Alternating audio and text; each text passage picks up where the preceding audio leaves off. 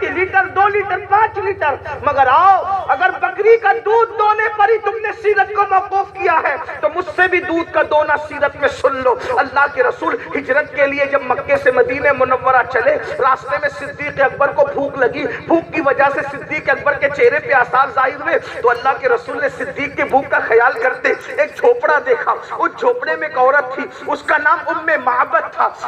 معبد کے پاس صدیق اکبر کے ساتھ حضور گئے اور صدیق اکبر سے کہا ابو بکر اس سے پوچھو کیا یہ کچھ کھلا سکتی ہے؟ حضور نے خود نہیں کہا، حضور نے پوری زندگی کسی سے کچھ مانگا ہی نہیں، لیکن جب بات آئی ہے کچھ پوچھنے کی تو صدیق اکبر کو آگے کیا، ابو بکر پوچھو یہ کچھ کھلا سکتی ہے؟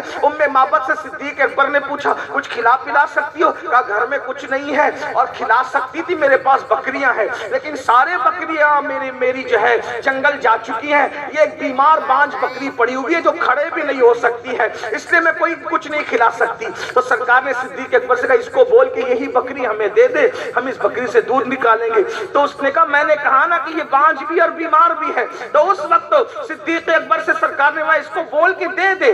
صدیق اکبر یہ نہیں کہتے حضور بانج بکری دودھ نہیں دیتی، بیمار بکری دودھ نہیں دیتی، صدیق جانتے تھے یہ جو کہہ دیتے وہی ہو جاتا ہے۔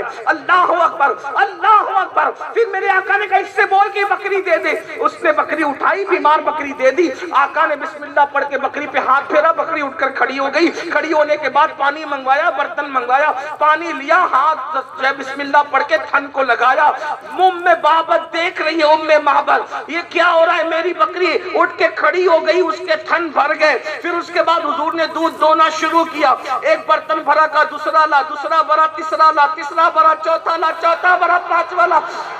معبد دیکھتی رہ گئی، 5 بکری سے گھر کے سارے برتن دودھ سے بھر گئے، خود پیا، صدیق کو پلایا، معبد کو پلایا اور آگے کو بڑھے۔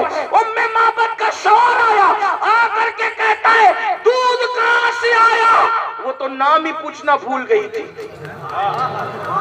اس نے کہا شوہر سے ایک برکت والا آیا تھا، وہ ساری برکتیں چھوڑ گیا،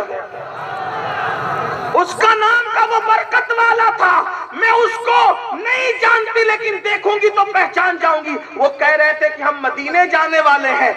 معبد کے شوہر نے کہا پھر چلو ایسے برکت والے کی زیارت کریں۔